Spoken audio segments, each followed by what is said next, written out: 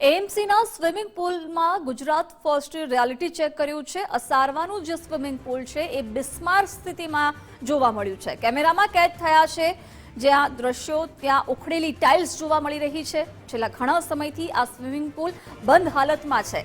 સ્નાનાગારમાં swimming શીખવા માટે બાળકો ફોર્મ ભરે છે, પરંતુ સ્વચ્છતાનો અભાવ અને આ સ્નાનાગાર બિસ્માર સ્થિતિમાં છે। સાહેબ, એમાં એવું છે કે અહીંયા કોઈ વાતની સાફ સફાઈ થતી તો છે નહીં। પહેલી વસ્તુ બરાબર, અહીંયા કોચ બી ઓછા છે। બીજી વસ્તુ કે અહીંયા બાળકના અંદર ચિલ્ડ્રનમાં અત્યારે લીકેજ છે કે જે બે સ્વિમિંગ પુલ અટેચ છે તે એકના લીધે છે ને બીજાના બી જે જેન્ટ્સમાં મોટું છે ને એમાં બી દોડું પાણી આવે છે। એના લીધે ચિલ્ડ્રન નાનું બાંધ રાખ્યું છે।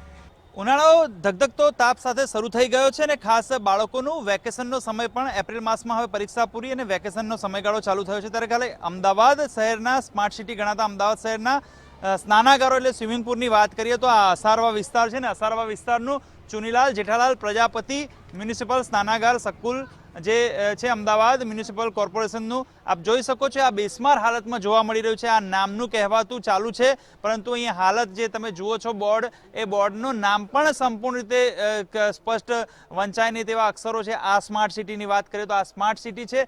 તદુપરાંત અહીં સ્નાનાગારની આસપાસ ગંદકી જોવા મળી રહી છે અને ખાસ જે બાળકોનું સ્વિમિંગ પુલ છે એ સ્વિમિંગ પુલનું રિયાલિટી ચેક કરવા માટે ગુજરાત ફર્સ્ટની ટીમ આવી છે। આપને દ્રશ્યોમાં બતાવવા માંગીશ કે અહીં બે સ્વિમિંગ પુલ છે, પરંતુ એક સ્વિમિંગ પુલ સદંતર બાળકો માટેનું છે તે બંધ છે, બીજું જે છે તેમાં ખૂબ જ બિસ્માર અને જે ગંદુ પાણી આવી રહ્યું હોય તેવી લોકોની ફરિયાદ છે। આ સ્વિમિંગ પુલની હાલત છે અને આપ સ્વિમિંગ પુલના દ્રશ્યો જોઈ શકો છો કે જે છેલ્લા 6 મહિનાથી આ બંધ હાલતમાં હોય તેવું અહીંયા સ્પષ્ટ લાગી રહ્યું છે। બીજી તરફ અહીં લાઇટની જે સ્થિતિ છે તે જોઈ શકો છો, લાઇટની સ્થિતિ અહીં પ્રોપર જે છે જોવા મળતી નથી, એટલે કે બિસ્માર હાલતમાં સ્પષ્ટ જોવા મળી રહ્યું છે। સ્વિમિંગ પુલના જે બાળકો માટે હોય એટલે કે એએમસી તંત્ર દ્વારા સ્માર્ટ સિટીની અને જે કહેવામાં આવતી વિકાસની વાતો અહીં જે છે તે પોકળ સાબિત થઈ રહી છે। અહીં જે ટાઇલ્સ છે સ્વિમિંગ પુલની તે ઉખડી જવા પામી છે।